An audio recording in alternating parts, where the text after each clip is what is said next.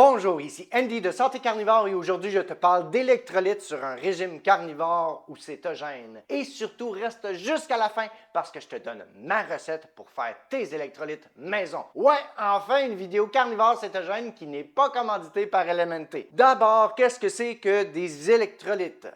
Quelque chose d'électrisant. Oui, ce sont des minéraux qui sont chargés électriquement, mais dans le corps humain, ça permet aux neurones, aux nerfs, de transmettre les influx nerveux jusqu'aux muscles. Sans électrolytes, tes muscles ne répondent plus, ton cœur ne bat plus et ton système nerveux s'éteint. C'est non négociable. Pour que tout fonctionne rondement dans le corps humain, l'hydratation, c'est bien plus que de l'eau. C'est un équilibre entre les électrolytes et l'eau. Les principaux électrolytes sont le sodium, donc le sel, le potassium et le magnésium. Beaucoup de gens pensent que l'on doit absolument prendre des électrolytes sur un régime carnivore, mais c'est faux. C'est au cas par cas. En quoi un régime carnivore est différent d'un régime standard concernant les électrolytes? En fait, il n'est pas si différent parce que la majorité des gens sont déjà déficients en magnésium.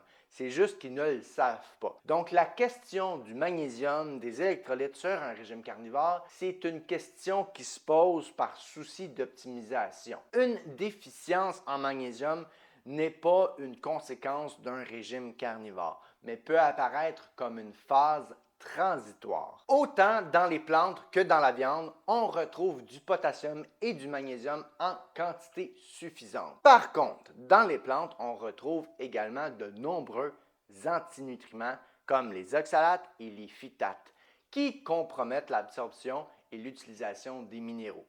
Les phytates, par exemple, peuvent réduire de 60% l'absorption du magnésium. Ceci n'est pas un problème sur un régime carnivore. OK, mais pourquoi il faut supplémenter dans ce cas s'il y en a assez? Il y a plusieurs variables. Lorsqu'une personne passe d'un régime standard canadien à un régime carnivore, durant les premières semaines, elle peut perdre beaucoup d'eau et d'inflammation, rejetant une quantité importante de ces électrolytes. Ceci est un effet temporaire, peut amener certains effets secondaires, comme de la fatigue et des maux de tête. On appelle ça la grippe céto ou le kétoflux en anglais. C'est pour ça qu'au début, on recommande généralement l'ajout d'électrolytes durant au moins le premier mois. OK, et après?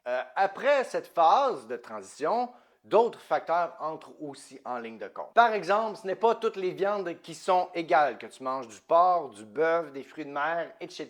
C'est pas égal partout pareil. Également, un bœuf, il y a la qualité qui rentre en ligne de compte. Un bœuf d'épicerie standard nourri au grain versus un bœuf de pâturage nourri à l'herbe peuvent avoir des concentrations différentes de magnésium. Également, historiquement, les hommes des cavernes, nos ancêtres, buvaient de l'eau des ruisseaux et des rivières. Celle-ci devait être fortement minéralisée. De nos jours, on boit de l'eau ici et là.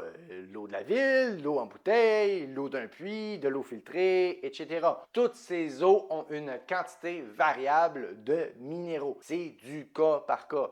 Donc, d'une personne à l'autre, nous n'avons pas accès à la même eau, occasionnant des résultats différents. À long terme, sur un régime carnivore, on n'a pas nécessairement besoin de plus de magnésium. D'autres facteurs entrent aussi en ligne de compte. Par exemple, la consommation d'œufs, de fromage, etc.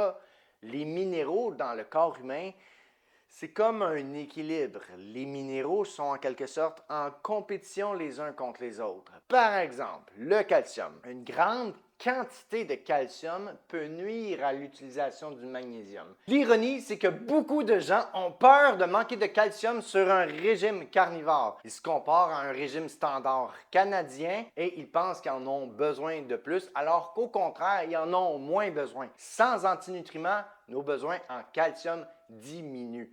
Donc, la crainte de manquer de calcium sur un régime carnivore est infondée. Devant cette crainte, ces personnes peuvent faire un effort supplémentaire pour inclure plus de calcium. Cette trop grande quantité de calcium peut amener la personne à manquer de magnésium. Ça, c'est un seul exemple. C'est une supposition et il y a certainement d'autres exemples d'autres facteurs qui rentrent en ligne de compte. C'est pour illustrer que ce n'est pas simplement une question d'être carnivore ou pas. L'équilibre parfait en minéraux n'est pas nécessairement connu à ce jour, mais on peut estimer que le bœuf de pâturage nourri à l'herbe est généralement une bonne base pour ce qui est des ratios de nutriments en général. Par contre, si on mange beaucoup de fromage et d'œufs, on augmente considérablement la quantité de calcium par rapport au magnésium. Ça peut nuire à cet équilibre. OK, j'arrête de manger des œufs. Non, arrête pas de manger des œufs pour ça. J'en mange beaucoup moi-même. Je fais seulement soulever une possibilité. Également,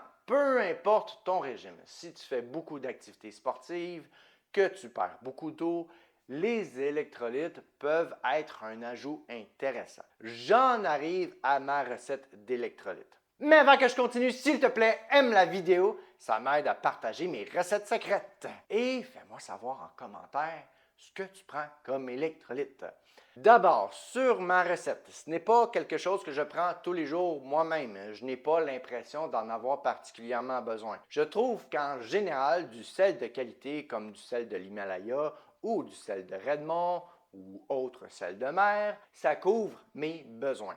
Aussi, ma recette n'a rien de scientifique. Je me suis basé sur les proportions du populaire électrolyte LMNT qui ne commandite pas cette vidéo. Ma recette, une cuillère à thé de sel de qualité ou sel de mer, un quart de cuillère à thé de glycinate de magnésium et un 16e de chlorure de potassium, ou encore en plus grande quantité, 80 ml de sel de mer ou un tiers de tasse, 4 cuillères à thé de glycinate de magnésium et une cuillère à thé de chlorure de potassium. Lien vers les produits que j'utilise en description. Dans le LMNT, on retrouve plutôt du malate de magnésium. J'ai personnellement choisi le glycinate ou le biglycinate de magnésium parce que c'est réputé pour avoir un effet moins laxatif que le malate de magnésium. Pour le chlorure de potassium, j'ai réduit légèrement la proportion par rapport au LMNT parce que lui peut avoir un effet laxatif en grande quantité, mais aussi le potassium est rarement un problème sur un régime carnivore. Il y a amplement de potassium dans la viande. Et oui, ce n'est pas l'exclusivité des bananes. En plus, la chlorure de potassium donne un goût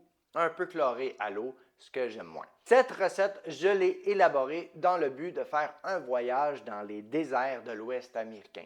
Je suis allé en voyage avec ma fille qui a eu 5 ans là-bas et mon fils qui avait 7 ans à l'époque. Je les ai fait marcher sur de longues distances à plus de 40 degrés Celsius à des endroits où il y avait très peu d'ombre. Ils ont marché, monté, grimpé sur de nombreux lieux à la sueur de leur front au soleil tapant. Ils se sont enfoncés dans le Grand Canyon. Ils ont gravi des parois dangereuses aux abords de falaises vertigineuses et ils ont affronté des montagnes sinistres afin de transporter l'anneau unique en Mordor! Bref, pour éviter une déshydratation, j'ai inclus dans notre eau ma recette secrète d'électrolytes et ça a bien fonctionné. Ma recette a donc subi l'épreuve de feu. La quantité à utiliser, c'est au goût, c'est au besoin. Commence lentement. Par exemple, un quart de cuillère à thé de ce mélange par litre d'eau. Mais on peut y aller bien au-delà de ça, dépendamment des besoins. En résumé, sur un régime carnivore, la supplémentation en électrolytes n'est pas obligatoire. Elle dépend de ton eau, de ton niveau d'activité, de la diversité de tes viandes, de leur qualité, de ta phase d'adaptation. Faire son propre mélange d'électrolytes va te permettre aussi de choisir exactement quels ingrédients et leur qualité que tu mets dans ton mélange. L'écoute de ton corps aussi reste la meilleure boussole. Si ma recette d'électrolytes t'est utile, laisse-moi le savoir en commentaire. S'il te plaît, aime, partage la vidéo, va voir mes autres vidéos. C'est tout pour aujourd'hui. On se retrouve dans la prochaine et sur ce, santé carnivore!